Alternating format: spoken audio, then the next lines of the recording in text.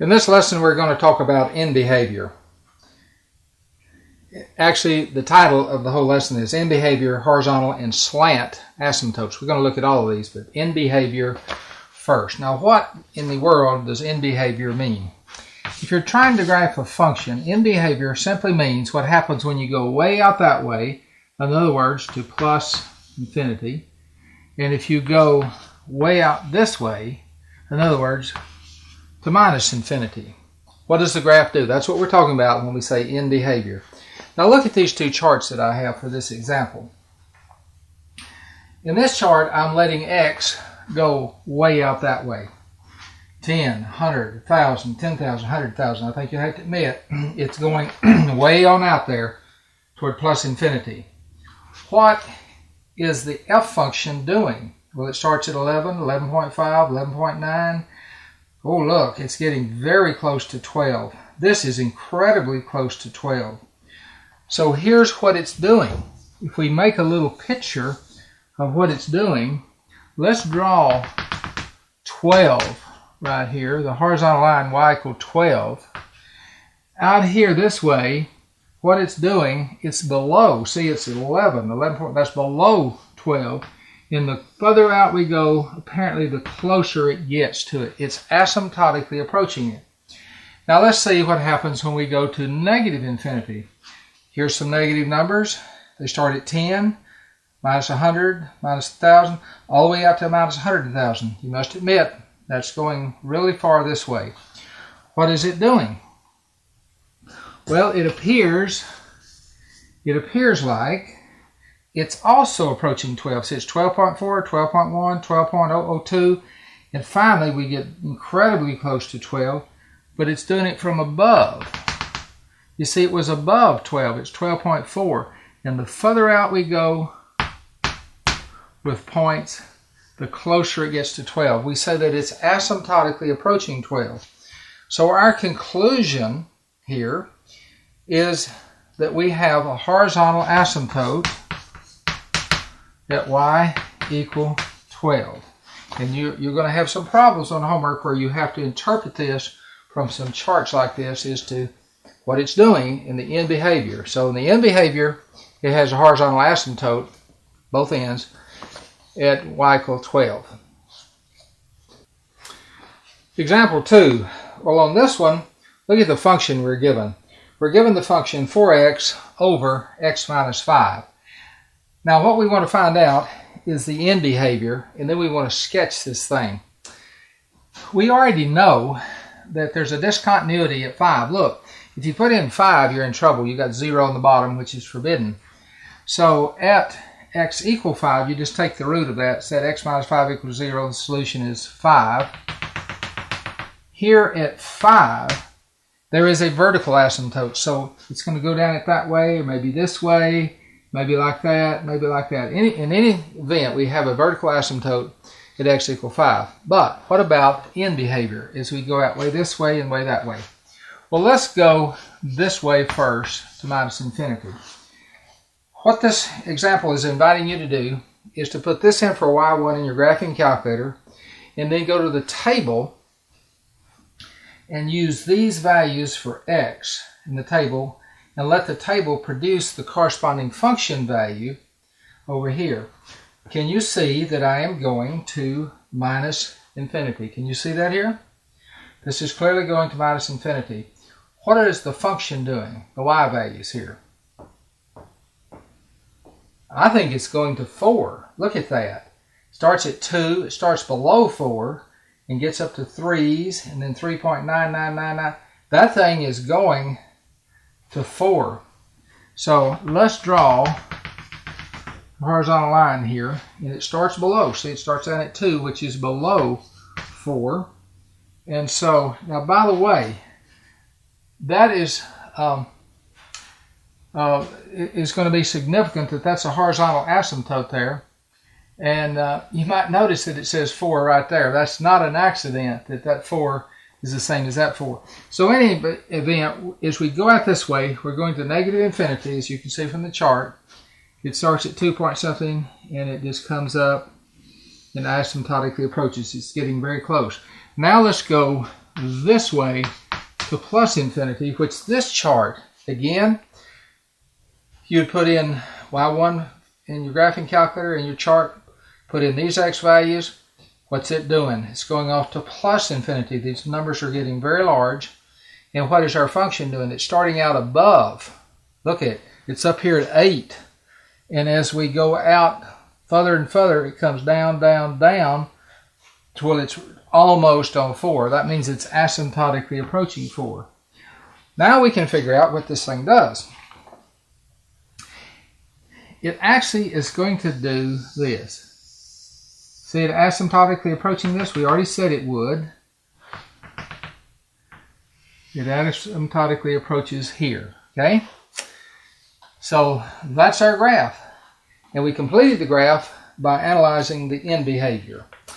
So a summary here is that we do have a horizontal asymptote at what? At y equal 4. That's this horizontal line right there at y equal 4. All right, that one's got that graph. Now it's a fairly simple one compared to some of them that we're going to do. Example 3 here at the top of page 2 in this lesson is a follow-up on the last example, example 2. If you'll notice, we have this very same function here on the board. And what we're asked to do is actually the function, I believe, was 4x, not 4 there. That's correct, yes. If you'll notice, this thing is not in proper rational form. Do you remember what proper rational form is? Where the numerator is of a smaller degree than the denominator. They're of equal degree. They're both degree 1. So how do we cure that? Here's how you do it. You divide it this way. This one on the bottom is divided into the one on top, the numerator. Well, let's just divide and see what we get. X will go into here 4 times, and 4 times x is 4x, and this is minus 20. And then what do? We subtract. And the way we subtract is to change the signs and add. These always cancel. And so we get a remainder of 20. Now the way you want to say it is 20 over x minus 5. So this function f of x can be rewritten this way. Now it's in proper rational form. We get this part here, and then this, notice this fraction. The numerator is of degree 0, the bottom's of degree 1, and so it's in proper rational form. Now, how does this help us if we analyze this as far as going to plus infinity? Let's see if we can get the end behavior based on this analysis. What happens when x gets real big? Well, you might have 1,000,000 minus 5 over 20. What is 20 divided by roughly 1,000,000? It's basically 0. And the bigger this number gets on the bottom, in other words, the further out you go on x, the closer under my hand becomes 0. So the whole thing just goes away and you get 4. So we get f of x equal 4. In other words, y equal 4. And isn't that what we said a while ago? Was our, on example 2, was our horizontal asymptote? Okay, let's see if it works going to in the other direction here to negative infinity. Let's go this way. Well, when we go that way, we put in minus infinity.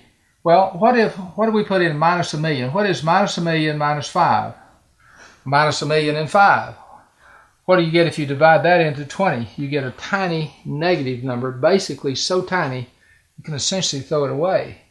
And so what is happening is you go way out this way.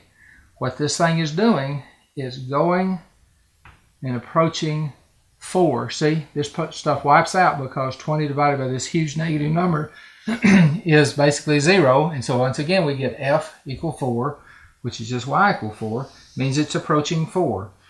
So from this analysis, which is the very most valuable of all, I think, we get the horizontal asymptote. Again, we conclude that the horizontal asymptote is y equal 4.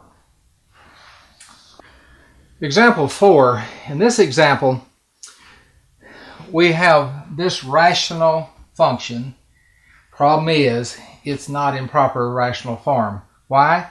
Because the numerator is of higher degree than the denominator. What we want is the numerator to be of lower degree. So what we're going to have to do first, before we analyze the end behavior here, we're going to have to divide this and put it in proper rational form. So you got to get used to this. You're going to have to look and see what the degrees are, and if it's not in proper rational form, then you're going to have to do it. You're going to have to divide just like this. All right, how many times is x going to x? X times x is x squared. Here is minus 2x. Now we subtract. How do we subtract? Change the signs and algebraically add. These always cancel. If they don't, something's wrong. What's minus 3x plus 2x? That'd be a minus 1x. Bring this down. Plus 1. Now, we divide again. How many times is x going to minus x? Minus 1 times. So now we multiply it, so that's a minus 1x plus 2. Change the signs, and these always cancel, and we're going to get minus 1. Now, that's the remainder. That is the remainder there. Yep, that's right. What do we do with it?